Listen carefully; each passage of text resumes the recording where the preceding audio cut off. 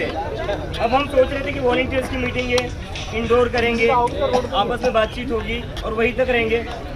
अब इन लोगों ने क्या किया, जहाँ मीटिंग होने वाली थी उसके होटल को धमकाया, कहा कि यहाँ पर कॉकरोच जनता पार्टी वालों की मीटिंग करने दोगे तो तुम्हें उल्टा लटका देंगे। अब उसकी वजह से हमें इस गार्डन में मीटिंग करनी पड़ी। जो मीटिंग इंडोर होने वाली थी, मीडिया नहीं आने वाली थी, बस हम लोग आपस में बातचीत करने वाले थे। अब मीडिया भी कवर करने को आ गए। 1 घंटे के टाइम में बहुत भाग 1 घंटे के टाइम में ये आगे पकड़ा देगा, नहीं जाएगा जितना रहेगा उतना करवा देना। उस पर बाद में बात करेंगे। आपको पता कैसे चला वैसे? तो हमारे शोर तुमसे ज्यादा थी। मुझे तो लगता है ये लोग जितना परेशान करते हैं उतना हमारे पेपर में वर्क करते जाता है। इनको समझ नहीं आ रहा है हम लोगों से निपटे कैसे। पहले इन्होंने सोचा कि ये आंदोलन करेंगे, पानी बंद कर देंगे तो घर चले जाएंगे, नहीं गए हम। फिर सोचा कि खाना बंद कर देंगे, खाना अंदर नहीं आने देंगे, घर चले जाएंगे, हम नहीं गए। फिर वॉशरूम का भी पानी काट दिया, हम उसके बाद भी नहीं गए। ट्रिपल नहीं लगाने दी, हम उसके बाद भी नहीं गए। और आज इन्हें लगा कि हॉल बंद कर देंगे, हॉल वाले को धमकी दे देंगे तो मीटिंग नहीं करेंगे। हो गई मीटिंग। अब मीटिंग अब जितनी पहले कुछ लोगों के बीच में होने वाली थी, बहुत बढ़िया थोड़े लोगों के बीच थे, अब वो पब्लिक इवेंट बन गया है। अब तो हमारे वॉलंटियर और ज्यादा बढ़ जाएंगे।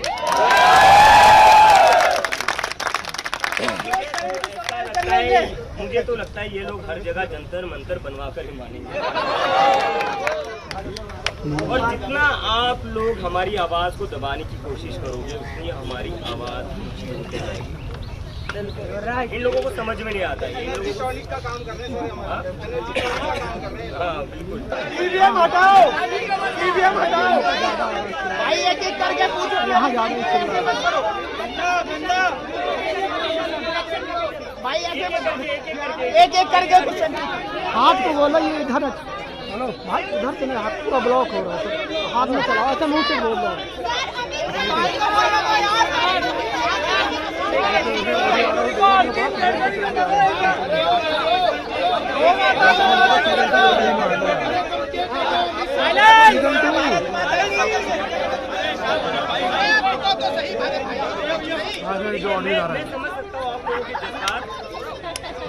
आप लोगों का जोश अभी भी कम नहीं हुआ है। वो अरे 2 मिनट मेरे भाई भाई बैठ जाओ, एक एक करके सवाल पूछो। तो मैं समझ सबसे होने का सबूत दीजिए और आप अपने वापस लाइए। लेकिन आज की जो मीटिंग है, अच्छा लोग आ गए सारे? हाँ जी, अभी भी आ रहे हैं प्रदेश के पीछे से, थोड़े बहुत अभी पीछे रह गए दिखे। ये बताइए, बातचीत कर रहे थे, जंतर मंतर याद आ रहा है नहीं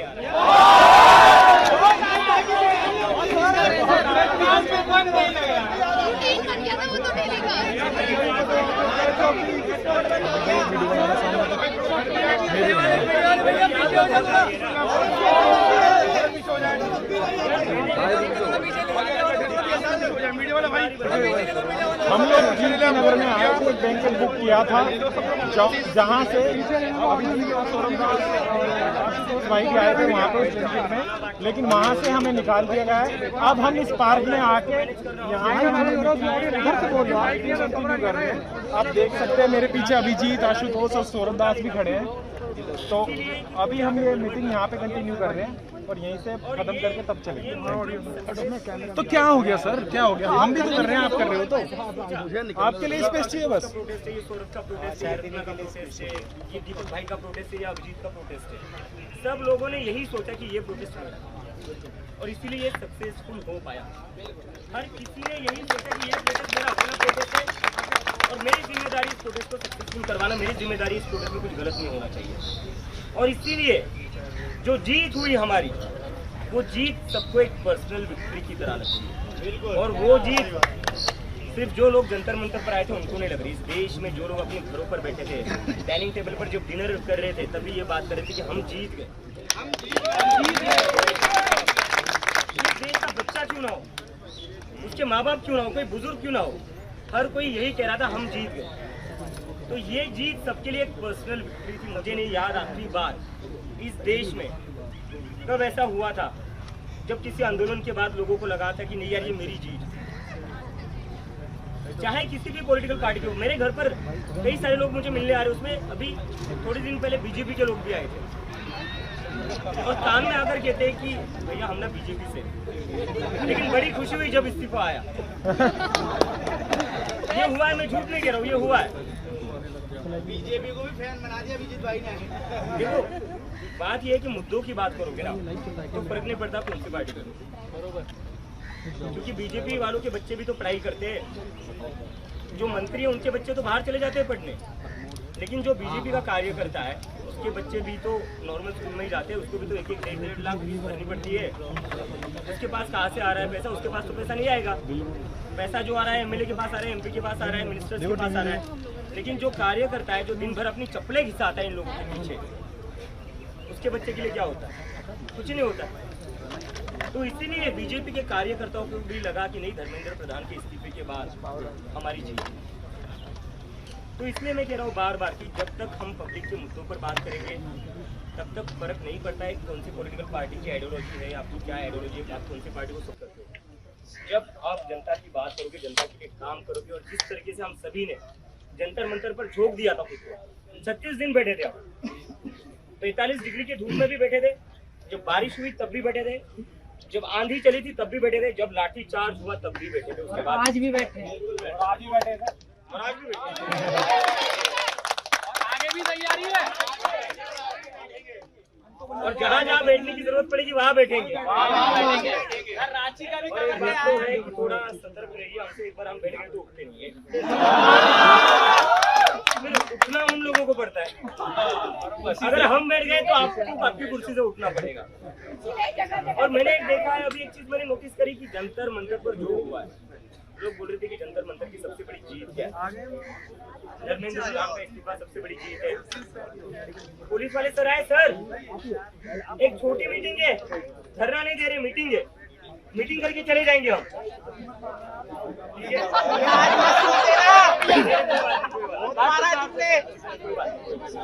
तो कई सारे लोग पूछ रहे कि जंतर मंतर की सबसे बड़ी विक्ट्री क्या है। बहुत सारे लोग पूछ रहे थे कि जंतर मंतर की विक्ट्री क्या है। कई सारे लोग कह रहे हैं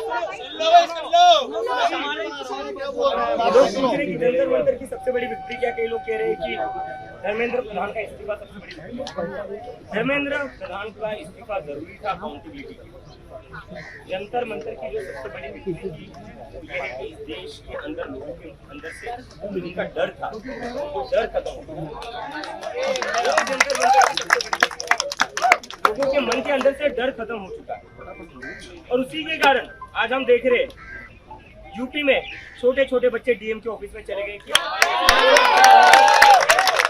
छोटे छोटे बच्चे चले गए डीएम के ऑफिस में, घुस गए कि क्यों हमारे स्कूल के सामने रोड नहीं है। और ये बहुत शर्म की बात है।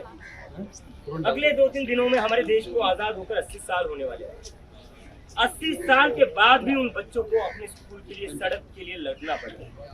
महाराष्ट्र जहाँ से मैं आता हूँ, मैं देख रहा हूँ लड़कियां कह रही है कि यहाँ से, हमारे गांव से हमारा जो स्कूल है 7 किलोमीटर दूर है, हम कैसे पैदल जाएंगे वहां तक, बरसात में कैसे जाएंगे हम।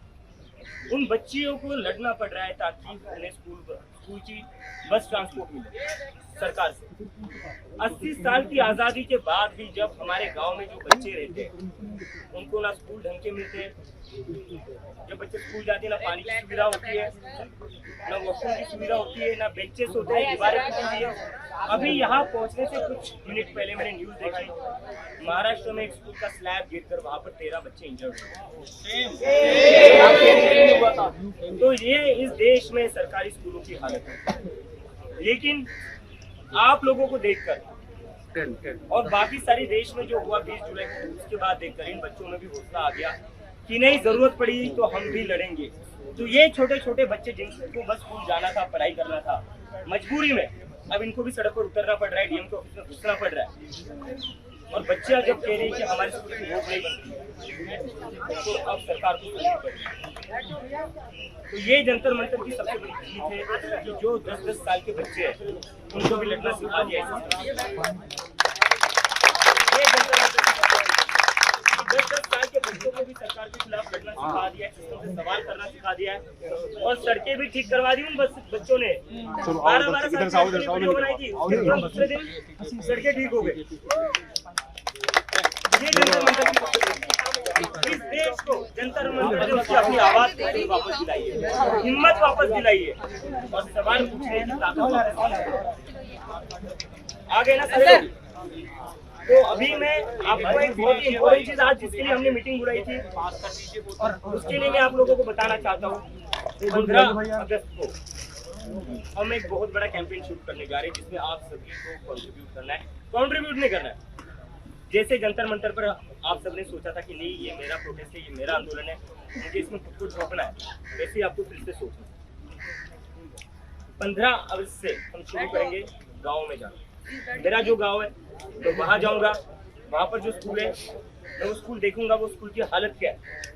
उसके बाद में वहाँ के सरपंच से रिक्वेस्ट करूंगा कि सर प्लीज स्कूल ठीक करिए, उसमें जो मदद लगेगी वो मदद हम करने को तैयार हैं। दीपक जी, एक मिनट में आपसे एक सवाल पूछना चाहता हूँ। आप बहुत अच्छा कार्य कर रहे हो, आप एक सेकंड के लिए मैं बात कर रहा हूँ। बिल्कुल आपका हम सुनिए। तो हमारा 15 अगस्त को देश को 80 साल पूरे होने को आए आजाद होकर। हो रहे या नहीं हो रहे? 80 साल में हमें नई पार्लियामेंट मिल गई, प्रधानमंत्री जी को नया पीएम हाउस मिल गया, बीजेपी को इतने सारे हेडक्वार्टर मिल गए हर जिले में जो उन्होंने नोटबंदी के बाद बनाए। ये जो हुआ पिछले 7-8 सालों में हुआ है, नया पार्लियामेंट, नया पीएम हाउस, नए बीजेपी के हेडक्वार्टर। पिछले 7-8 साल में हमें बताए आपने कितने सरकारी नए स्कूल बनाए। बहुत अच्छी बात। 94,000 स्कूल बंद कर दिए गए थे, सरकारी 94,000 सरकारी स्कूल बंद कर दिए गए पिछले 10 सालों में। और उसके साथ साथ जब ये स्कूल आप बंद कर रहे थे तब आप अपने लिए नए हेडक्वार्टर शुरू कर रहे हो, आप नया पार्लियामेंट बना रहे हो। पार्लियामेंट तो अच्छा ही था, पुराना जो भी था। बिल्कुल क्या दिक्कत है? ऐसी नहीं चल रही थी क्या?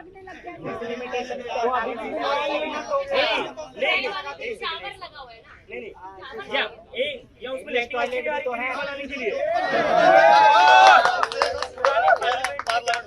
पुराने पीएम हाउस में क्या खराबी थी जो आपको हजारों करोड़ों झोंक कर नया पीएम हाउस बनाना पड़ा?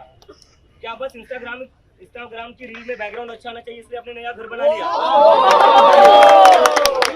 क्या जरूरत थी? इन हजारों करोड़ों में जो आपने नया पीएम हाउस बनाने में लगाए, नई पार्लियामेंट बनाने लगाए, इसमें देश के हजारों सरकारी स्कूल किए जा सकते। और वो तो बंद कर रहे हैं।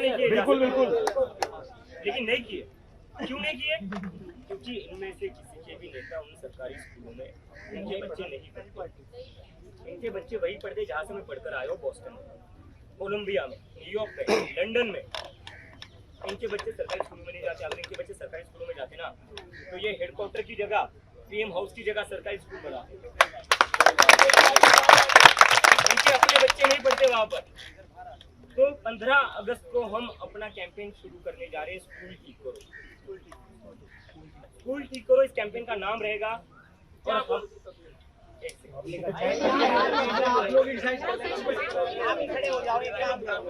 स्कूल ठीक करो हमारे कैंपेन का नाम होने वाला है, जो हम 15 अगस्त को लॉन्च करने जा रहे हैं।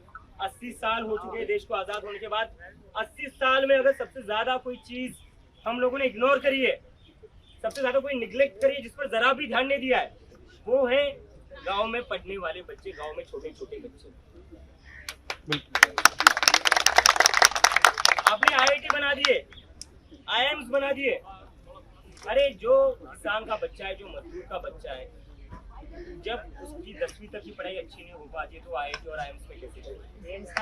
एम्स में कैसे जाएगा? IIM में कैसे जाएगा? जब तक उसको अच्छी प्राइमरी एजुकेशन नहीं मिलेगी वो कैसे जाएगा? और जब उसके माता पिता महीने के बस 10,000 कमाते हैं, उसमें से वो कैसे जाकर कॉलेज की डिग्री लेगा? तो इसलिए 15 अगस्त के बाद कॉकरोच जनता पार्टी का जो फोकस रहेगा वो इस देश के गांव में रहेगा, गांव में जो बच्चे हैं उन पर रहेगा। क्योंकि हम ऐसा मानते हैं कि इस देश का जो भविष्य है वो बस प्राइवेट स्कूल में पढ़ने वाले बच्चे नहीं है। जो गांव के स्कूलों में बच्चे पढ़ते हैं, जो बच्चे गांव में रहते हैं, वो इस देश का सही मायनों में भविष्य है। और ऐसे ही गांव से बच्चा पढ़कर आया था जिसको हम मिसाइल मैन कहते हैं। अगर हम बच्चों को अपॉर्चुनिटी दे, अगर हम उनके लिए काम करें, अगर हम अपने गांव में बच्चों को सपोर्ट दे, स्कूल ठीक करें, तो एक अब्दुल कलाम ने ऐसे हमें हजार अब्दुल कलाम मिलेंगे। बहुत अच्छी बात, बहुत अच्छी। अब्दुल कलाम जी बने क्योंकि उनमें वो जिद थी, उनमें वो लगन थी जो हर बच्चे में होती है, लेकिन जरूरत होती है सपोर्ट। उनके फैमिली ने उनको बहुत सपोर्ट किया था, लेकिन हर परिवार अपने बच्चों को ऐसा सपोर्ट नहीं कर सकता, इनकरेज नहीं कर सकता।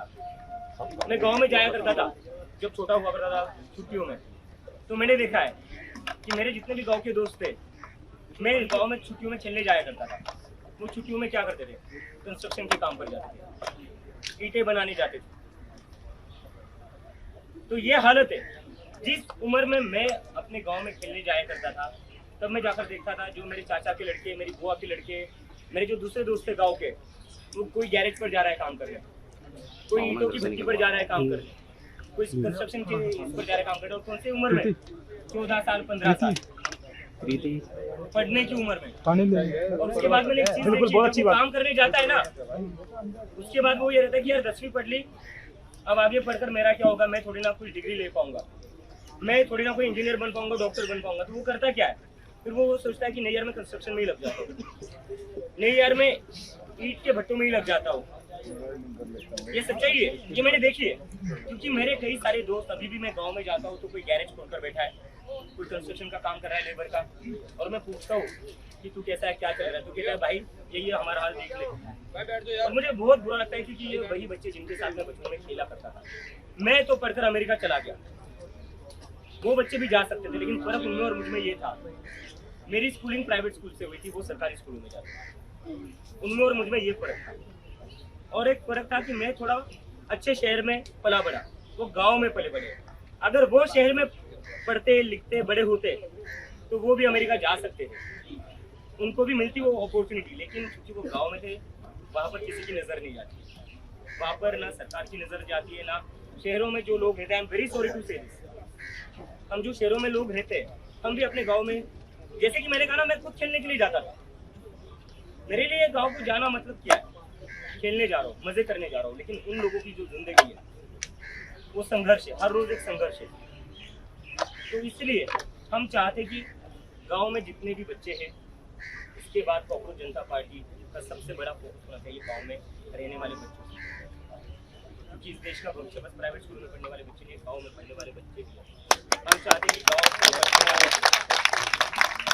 वो भी उस कॉन्फिडेंस से नीट की तैयारी करे, वो भी उस कॉन्फिडेंस से जेईई की तैयारी करे, और वो भी कहे जब वो 8वीं या 9वीं में हो, जब हम कहते हैं ना आपके कजन होंगे, आप पूछते होंगे कि क्या करना है, जेईई की तैयारी करने जा रहा हूँ, नीट की तैयारी करूंगा, या डेटा साइंटिस्ट बनना है, या रिसर्च में जाना है, या पीएचडी करनी है। हम चाहते हैं कि गांव के बच्चे भी ये बात बोले, कोई ये ना कहे कि नहीं मैं तो कंस्ट्रक्शन करने जा रहा हूँ, मैं तो गन्ने के खेतों में गन्ने काटने जा रहा हूँ, मैं ईंट के भट्टों पर जा रहा हूँ। ये नहीं होना चाहिए उनका जवाब होना चाहिए मैं भी डॉक्टर बनूंगा, मैं भी इंजीनियर बनूंगा। जब तक ये जवाब हमें मिलता नहीं गाँव के बच्चों से, तब तक हमें उन गाँव के बच्चों के लिए काम करना है।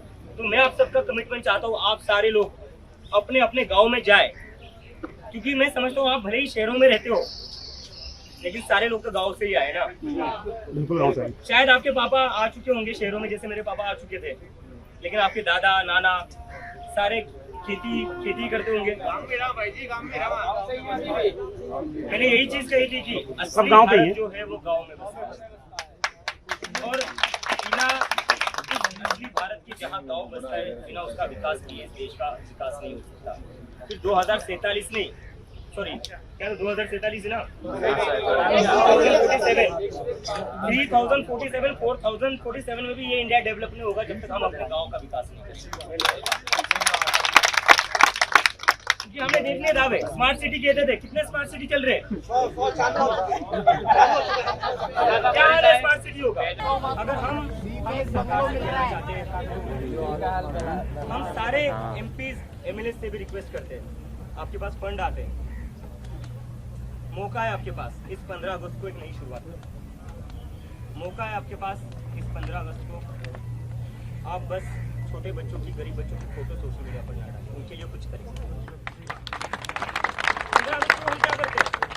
जो बच्चे मजबूरी में सिग्नल पर तिरंगा बांटते हैं, उन बच्चों का हम फोटो क्लिक करते, सोशल मीडिया पर डालते, happy independence day and this is my real India. अरे बदलो उस इंडिया को, बदलो लो। कब तक आप सिग्नल पर खड़े बच्चों के हाथ में तिरंगा सोशल मीडिया पर डालोगे? उससे लाइक्स और शेयर आ जाएंगे, आप अपने घर चले जाओगे। उसके बाद वो बच्चा आज तिरंगा बेच रहा था, कल 2 रुपए की पेन बेचेगा और खिड़की खटखटा आएगा, भैया पेन ले लो, खाने के लिए। ये बदलना पड़ेगा हमें। जब तक हम उन बच्चों की जिंदगी नहीं बदलेंगे ना, तो हम कितनी भी सरकारें बदल ले, कुछ नहीं होने वाला, कुछ नहीं होने वाला। क्योंकि देश में 80 साल में बहुत सरकारें आई, बहुत सरकारें गई, लेकिन आज भी 80 सालों में एक चीज लगातार है। 15 अगस्त को आपको ट्रैफिक लाइट, ट्रैफिक सिग्नल पर बच्चे मिलेंगे जो 5 रुपए में तिरंगा बेचते, 5 रुपए में तिरंगा वाला बैच बेचते हैं। और जैसे 15 अगस्त हो जाता है, तिरंगे की जगह उनके हाथ में 2 रुपए का पेन होगा। ये तस्वीर बदलनी है, इससे हमें बस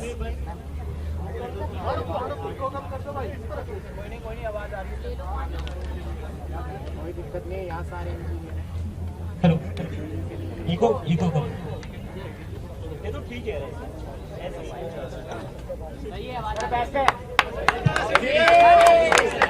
इसको बंद कर दो सर। 35 दिन बात कर आवाज तो बढ़ गई है। तो देखो दोस्तों, ये एक है कि मैं आपसे रिक्वेस्ट करता हूँ, अब हमारा जो सोशल मीडिया पर अब हम वो बस चीजें नहीं करेंगे जहाँ पर हम गरीब बच्चों की फोटो डालेंगे और बोलेंगे कब बदलेगा हमारा वाला। हमें बोलना है हम बदलेंगे, तो मुझे पूरा यकीन है हम बदल सकते हैं। क्योंकि 12 साल में पहली बार अगर इस सरकार से किसी ने इस्तीफा लिया है, अगर हम ठान ले तो हम भारत बदल सकते हैं। और इसके बाद अगर हमने ये चीज कर दी ना, अगर मैं एक टारगेट देना चाहता हूँ आप लोगों के सामने, टारगेट बहुत छोटा है, बहुत छोटा है। मुझे लगता है कि अगर हम चाहे तो इस टारगेट को 1 महीने में ही कंप्लीट कर सकते हैं, लेकिन मैं 2 महीने देता हूँ, क्योंकि हम पहली बार ये कर रहे हैं। 2 महीने में अगर हमने कलेक्टिवली साथ में आकर प्रेशर बना लिया सरकारी स्कूल को ठीक करने का गांव में, अगर हमने ऐसे 100 भी सरकारी स्कूल ठीक कर दिए ना, तो आप देखिए ये कैसे एक चेन रिएक्शन बनेगा। जैसे हमें देखकर जंतर मंतर का प्रोटेस्ट देखकर आज पूरे देश भर में जैन अल्फा प्रोटेस्ट कर रहा है, वैसे अगर हमने 2 महीने के अंदर 100 सरकारी स्कूल ठीक कर दिए गांव में, उसके बाद देखना 10,000 स्कूल ऐसे ठीक हो जाएंगे। शुरुआत करनी चाहिए, एक बार शुरुआत हो गई तो उस शुरुआत को कोई नहीं रोक सकता। और ये एक ऐसी स्कूल है ना, ये एक ऐसी चीज है, गांव के स्कूल एक ऐसी चीज है, मैं आपको दावे के साथ कहता हूँ, बीजेपी के वोटर भी बोलेंगे नहीं यार ये चीज आप करो, बीजेपी के वोटर भी आपका समर्थन, वो भी आपको नहीं। आज हमें मीटिंग करने से इसलिए रोका गया क्योंकि उनको पता नहीं था हम बात क्या करने वाले। अगर उन्हें पता होता हम गाँव में जो सरकारी स्कूल है उनको ठीक करने की बात करने वाले ना, वो हमें रोकते हैं। क्योंकि इस चीज की क्यों किसी को दिक्कत हो सकती है? क्या हम किसी पार्टी का नाम ले रहे हैं यहाँ पर? हम गांव के सरकारी स्कूल ठीक करने की बात कर रहे हैं, तो उसको ठीक करने में किसी को क्या दिक्कत हो सकती है? अगर उसको किसी को ठीक करने में कोई दिक्कत है, जो चीज आप हमारे लिए कहना चाहते हो, मैं आपसे कहना चाहता हूँ, फिर आप असली एंटी नेशनल, आप असली एंटी नेशनल। अगर आप चाहते हो इस गाँव में रहने वाले बच्चों को अच्छी शिक्षा ना मिले, तो आप असली एंटी नेशनल। तो आप लोगों के सामने एक टारगेट है, अगले 2 महीने में हमें कुछ भी करके साथ में आना है, स्कूल में जाना है, गांव के जो सरपंच है, गांव के जो लोग हैं, अपने अपने गांव के लोग, पंचायत वालों से रिक्वेस्ट करिए कि प्लीज स्कूल ठीक कर दीजिए, और कोई मना नहीं करेगा, लेकिन प्यार से करवाना। जहां धरना देना पड़ेगा वहां धरना भी दे देंगे, लेकिन पहले प्यार से बात करेंगे। और उसके बाद बस जाकर नहीं आना, 15 दिन बाद फिर से चक्कर लगाना है, काम शुरू हुआ या नहीं हुआ वो भी देखना है। और उसके 15 दिन बाद देखना है कि काम ठीक से हो रहा है या नहीं हो रहा। और उसके बाद देखना है काम ठीक हुआ तो उसके बाद क्या काम पूरी तरीके से ठीक हुआ, क्या वहाँ पर पानी आ रहा है, क्या वहाँ पर बेंचेस है, क्या वहाँ पर वॉशरूम्स है, कितना किलोमीटर बच्चों को पैदल चलकर जाना पड़ता है, ये सब हमें चेक करना है। क्योंकि जो गांव में सबसे बड़ी प्रॉब्लम है वो ये है, क्योंकि मैंने भी देखा है, मेरे भी चाचा के जो लड़के थे लड़कियाँ थी उनको भी पैदल चलकर जाना पड़ता था।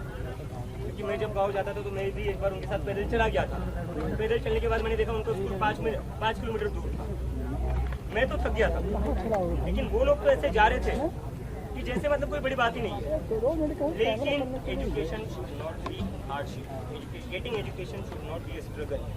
वो हमारा फंडामेंटल राइट है। जिस तरीके से एजुकेशन मेरा फंडामेंटल राइट था, आप लोगों का फंडामेंटल राइट था, वो जो लड़का लड़की गांव में है उनका भी फंडामेंटल राइट है। डॉक्टर बाबा साहेब अम्बेडकर ने उनको भी अधिकार दिया है, जो दिल्ली, मुंबई, पुणे, बैंगलोर में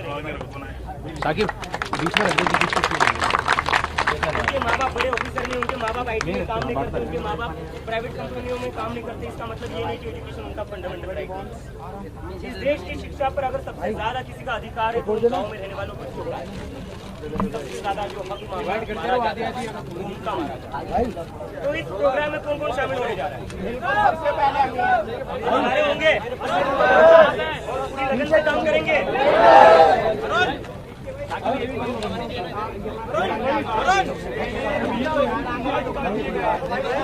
दे दे भाई, क्योंकि सब्जी मंडी लगा दिया।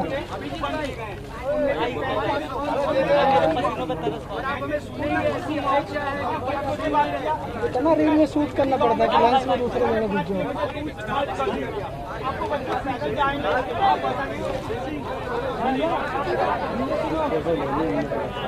तो कौन कौन इसमें काम करेगा? काम करेगा इसमें? कौन कौन काम करेगा इसमें? सारे लोग काम करेंगे, सारे लोग काम करेंगे ना। और देखिए, मैं एक बात क्लियर कर देता हूँ, लंबा काम।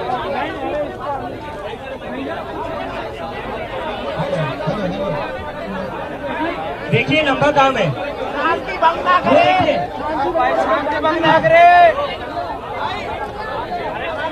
अच्छा एक सेकंड सुनो मेरी बात। थोड़ा भाजपा वाले ज्यादा फ्री है इसलिए हमारी मीटिंग में नहीं आएंगे वो लोग। बाकी सब लोग इधर ध्यान दो, एक बार इधर आओ।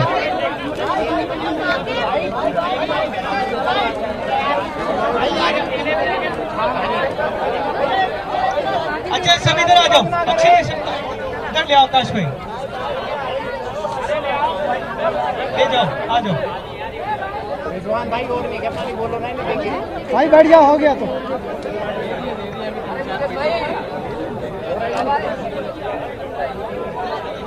एक बार सब लोग इधर आके बैठो जल्दी से। पहले बताओ कौन कौन कमिट कर रहा है कि वो खुद जाके स्कूल चेक करेंगे? ऑनेस्टली कमिट करो, अगर नहीं कर पाओगे कोई दिक्कत नहीं है। पक्का कौन कमिट कर रहा है? और इसमें कोई किसी भी व्यक्ति का कोई अलग रोल नहीं है। दीप के भी गांव में जाके स्कूल चेक करेगा, करूंगा, सौरभ भी चेक करेगा, जिनके भी करेंगे, दीपक भी करेंगे, पूरी टीम स्कूलों पे जाके चेकिंग करेगी। सब लोग ग्राउंड पे उतरेंगे। एग्री कर रहे हैं सब लोग? पीछे स्कूल जाएंगे अगले कुछ दिनों में, 2 महीने का टाइम दे रहे हैं। हम लोगों ने बहुत स्कूल पहले भी विजिट किए हैं। 2 घंटे का समय लगता है एक स्कूल अच्छे से कवर करने में। 2 घंटे का समय लगता है। और अब सीजेपी के नाम से जाओगे तो दीप के 15 दिन बोल रहे हैं, 5 दिन में स्कूल बन के तैयार हो जाएगा। बस हमको वहां पे पहुंचना है। और एक चीज मैं और बोलना चाहता हूँ, थोड़ा सा फिर हम लोग संगठन वाली बात भी करेंगे। बहुत लोग हमसे पूछ रहे हैं कि भाई हम किस नाम से जाएं, हमारे पास तो कोई पद नहीं है, हमें कोई पता नहीं है कि सीजेपी क्या है, कहाँ है, कैसे है। जो इस समय झारखंड में प्रोटेस्ट कर रहे हैं वो सब सीजेपी के लोग हैं। जो इस समय जयपुर में जैन अल्फा के बच्चे अपने स्कूलों के लिए प्रोटेस्ट कर रहे हैं, सब सीजेपी के लोग। हमें कोई पद वद की, कोई टैग की जरूरत नहीं। जो भी लोग देश के स्कूलों के लिए सीरियस है वो सब सीजेपी के लोग। कोई डरने की जरूरत नहीं है। पूरी हमारी लीगल टीम भी तैयार है।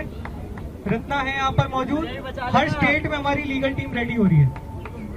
हर स्टेट में हमारी लीगल टीम रेडी हो रही है। कोई परेशान नहीं करेगा। हम तो स्कूल ठीक कराने जा रहे हैं। स्कूल ठीक कराने में किसको दिक्कत हो सकती है? फिर भी अगर किसी को दिक्कत हो तो हमारी टीम रेडी है इस बार। इस पर मैं और एक चीज कहना चाहता हूं। अभी हमारी एक वर्किंग कमेटी की अनाउंसमेंट हुई है, उसके बाद कई लोगों को अगर लग रहा है मेरे पास कोई पद नहीं है तो मैं काम क्यों करूं, मेरे पास कोई पद नहीं है तो मैं आंदोलन का हिस्सा क्यों करूं। जब आप लोग पहली बार जंतर मंतर पर आए थे किसी के पास पद था? किसके पास पद था यहाँ पर? सीजेपी क्या थी? सीजेपी कोई पॉलिटिकल पार्टी है? कोई संगठन था सीजेपी इसके पहले? सीजेपी खाली एक पेज था, लेकिन इस पेज को आंदोलन बनाया आप लोगों ने। और इन लोगों को मुझे पूरा पता है, पूरा यकीन है, क्योंकि जंतर मंतर पर बिना पद के आप लोग रात रात भर जाग रहे थे, बारिश में बैठे हुए थे, कड़ी धूप में बैठे हुए थे। तो वहां पर तो किसी के पास पद नहीं था, फिर भी लोगों ने खुद को झोंक दिया था, देश की सेवा के लिए झोंक दिया था, इस देश की शिक्षा व्यवस्था को बदलने के लिए झोंक दिया था। तो आगे भी हमें इसी जुनून के साथ काम करना है। और टीम एक्सपांड होगी तो सबको उसमें रोल जरूर मिलेगा, रोल जरूर मिलेगा। देखिए बहुत बड़ा आंदोलन बन चुका है, पूरे देश भर में फैलना है। तो कहीं पर भी जल्दबाजी मत करिए कि नहीं मुझे पद नहीं मिल रहा है, या मुझे ये नहीं मिल रहा है, मुझे वो नहीं मिल रहा है। जल्दबाजी मत करिए। कई बार क्या होता है ना, हम जल्दबाजी कर देते हैं। पेशेंस। 36 दिन बैठे हुए थे हम, जब हर इंसान कह रहा था कि इस्तीफा नहीं मिलेगा, क्यों बैठे हुए हो, फिर भी बैठे हुए थे। पेशेंस दिखाया था, रिजिलियंस दिखाया था, और उसके बाद वो हुआ जिसकी हमें भी उम्मीद नहीं थी। मुझे भी नहीं लग रहा था इस्तीफा आएगा, मैं सच बोलूं तो। और आपको अगर झूठ लग रहा होगा ना, एक रिपोर्टर का मुझे कॉल आया था ठीक एक रात पहले, पूछ रहा था भाई क्या लगता है इस्तीफा होगा। मैंने कहा भाई मुझे तो पता नहीं। तो कहता बेटा क्यों है? मैंने बोला इस्तीफा देना ना देना उनके हाथ में, मेरा काम है लड़ना, मैं लड़ूंगा, मैं पीछे नहीं हटूंगा। मेरा काम है लड़ना, मेरा काम है कोशिश करना, और मैं कोशिश करते रहूंगा, मैं लड़ूंगा, मैं यहाँ से हटूंगा नहीं। अगर मुझे यहाँ से हटाना है तो पुलिस को गिरफ्तारी करना पड़ेगा। तो मुझे फर्क नहीं पड़ रहा था कि सरकार इस्तीफा देगी या नहीं देगी, हमारा काम है कोशिश करना। तो वही इंटेंशन के साथ हम लोगों को लग रहा है अगले 2 महीने के लिए। और अगले 2 महीने में अगर हमने 100 सरकारी स्कूल ठीक कर दिए तो आप लोग सही में मैं कह रहा हूं, देखिए इलेक्शन पास में आ रहे हैं, इलेक्शन आ रहे हैं, और इलेक्शन भी ऐसे स्टेट्स के आ रहे हैं जहां से बस उस स्टेट की सरकार डिसाइड नहीं होती है, केंद्र की भी सरकार डिसाइड होती है। तो अगर इन लोगों को, अब मैं किसी पार्टी का नाम नहीं ले रहा यहाँ पर, अगर इन लोगों को हमारे वोट चाहिए तो आओ हमारे गांव में सरकारी स्कूल ठीक करो, आओ हमारे गांव में हमारे बच्चों के लिए बेंच लगाओ, स्कूल में बच्चों के लिए पानी की सुविधा करो, स्कूल में वहां पर वॉशरूम ठीक करो, और कोई भी बच्चा पैदल ना जा पाए स्कूल को। क्यों जाए 5-7 किलोमीटर पैदल? किसी मिनिस्टर का बच्चा जाता है क्या पैदल स्कूल को? इनके बच्चे तो जाते होंगे वीआईपी सिक्योरिटी में, स्पेशल कार जाती होगी इनको छोड़ने के लिए। तो गांव में रहने वाले बच्चे क्यों 7-7, 8-8 किलोमीटर पैदल जाते हैं? मॉनसून में जा रहे हैं, अभी मैं देख रहा हूँ महाराष्ट्र में जहां की वीडियोस आ रही है, बरसात में लड़कियां वहां पर 7-7, 8-8 किलोमीटर पैदल स्कूल में जा रही है। किसी मंत्री की बेटी जाती है? जिन मंत्री का इस्तीफा हुआ धर्मेंद्र प्रधान जी, उनकी बेटी तो खुद बोस्टन में बैठी हुई, जहां से मैं आ रहा हूं। तो इनके खुद के मंत्रियों के जो बच्चे हैं, जब वो ऐशो आराम की जिंदगी जीते हैं, तो हमारे गांव में जो बच्चे हैं उनके लिए ऐसी जिंदगी क्यों? सरकार तो उनकी ही वोट से बनती है ना। बिल्कुल जी। वोटिंग सबसे ज्यादा कहाँ होती है? कहाँ होती है? गांव में सबसे ज्यादा वोटिंग होती है। जो किसान है, जो मजदूर है, वो दिन भर लाइन में खड़ा रहकर वोट डालता है। शहर के लोग तो एक बार के लिए सोच देते हैं यार धूप बहुत ज्यादा है, मैं इतनी देर लाइन में खड़ा नहीं रह पाऊंगा, मैं वोट नहीं डालूंगा, या मैं ट्रिप के लिए चले जाता हूँ, एक दिन की छुट्टी है। लेकिन जो किसान है, जो मजदूर है, वो दिन भर धूप में खड़ा रहता है और वो वोट डालता है। और जो इंसान, जो औरत सरकार बनाती है, उसी के बच्चों को अच्छी स्कूल नहीं मिलती है, उसी के बच्चों के स्कूल में वॉशरूम्स नहीं होते, बैठने के लिए बेंचेस नहीं होती है, बोर्ड्स नहीं होते, टीचर्स नहीं आते, और जिनको ये चुनकर भेज देते हैं उनके बच्चे चले जाते हैं अमेरिका पढ़ने के लिए। तो ये बंद करना है। तो मैं फिर से एक बार कह रहा हूं, चुनाव आ रहे तो स्कूलों पर काम हम शुरू करेंगे, और हम मजबूर करेंगे इन लोगों को स्कूल ठीक करने के लिए। स्कूल ठीक तुम्हें करनी ही पड़ेगी, स्कूल ठीक करो, हमारे कैंपेन का नाम होगा स्कूल ठीक करो। और अगर ये स्कूल ठीक नहीं करेंगे तो चुनाव आ रहे। अगर गांव के लोग सरकार बना सकते दिन भर लाइन में खड़े रहकर, तो उसी लाइन में खड़े रहकर सरकार गिरा भी सकते। और आप किसी को अगर बोलना है कि नहीं सीजेपी पॉलिटिकल हो रही है, सीजेपी राजनीति कर रहे हैं, राजनीति करेंगे, राजनीति, क्योंकि इस देश की शिक्षा जो है वो राजनीति है, वो पॉलिटिक्स से है। और हम चाहते हैं कि देश की राजनीति जो हो वो शिक्षा पर हो।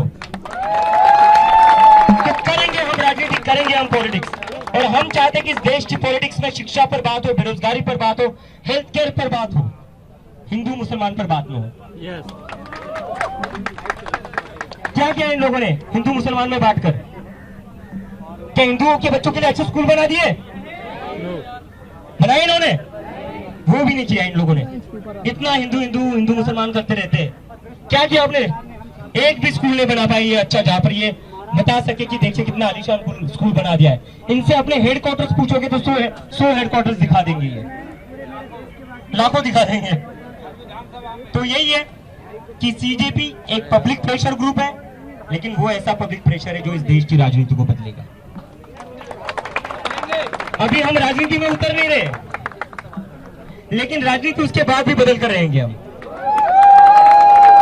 और जो आपने इस देश का सत्यानाश करके रखा है ना हिंदू मुसलमान की पॉलिटिक्स के ऊपर, उसे हम रोक कर रहेंगे, उसे हम खत्म करके रहेंगे। और इस देश में ऐसी राजनीति शुरू करेंगे जिसके बाद किसी भी बच्चे को सिग्नल पर तिरंगा झंडा ना बेचना पड़े 15 अगस्त को। वो बच्चा स्कूल जाएगा 15 अगस्त को, इंडिपेंडेंस डे मनाने के लिए सिग्नल पर खड़ा नहीं रहेगा। हम ऐसा भारत चाहते हैं जहां पर कोई बच्चा सिग्नल पर तिरंगा झंडा ना बेचे, वो तिरंगा झंडा लेकर अपने स्कूल जाए और वहां जाकर वो राष्ट्रगान गाए। ये भारत बनाना है हमें। तो इसके लिए हम सभी लोगों को पूरी ताकत के साथ सेल्फलेसली, जैसे हम जंतर मंतर पर लगे हुए थे वैसे ही लग रहा है फिर से 2 महीने के लिए। इसके लिए हम एक फॉर्म भी रिलीज करेंगे। उस फॉर्म में हम आपको एक चेकलिस्ट देंगे कि वहां पर देखिए आप कि क्या क्या फैसिलिटीज उस स्कूल में है, क्या क्या नहीं है। आप वो टिक करिए, ईमेल आईडी रिलीज करेंगे, उस ईमेल आईडी पर आप वो सारे फॉर्म सबमिट करना। और पेरेंट्स, जितने भी पेरेंट्स हैं, मैं आप सभी लोगों से रिक्वेस्ट करता हूँ, खास करके जो गांव में अब मीडिया वाले शूटिंग कर रहे हैं, ये इंडोर होने वाली थी सारी बातें, बट शुक्रिया इन भाजपा वालों का जिन्होंने धमकाया। तो जितने भी माता पिता ये वीडियो देख रहे हैं, मैं आप लोगों से रिक्वेस्ट करता हूँ, आपके बच्चों के भविष्य का सवाल है। मुझे पता है गांव में जो माँ बाप रहते हैं उन्हें खुद कभी पढ़ने लिखने का मौका नहीं मिला है, लेकिन आपके बच्चों के साथ वो ना हो जो आपके साथ हुआ है। इसलिए आपका सहभाग, भागीदारी बहुत ज्यादा जरूरी है।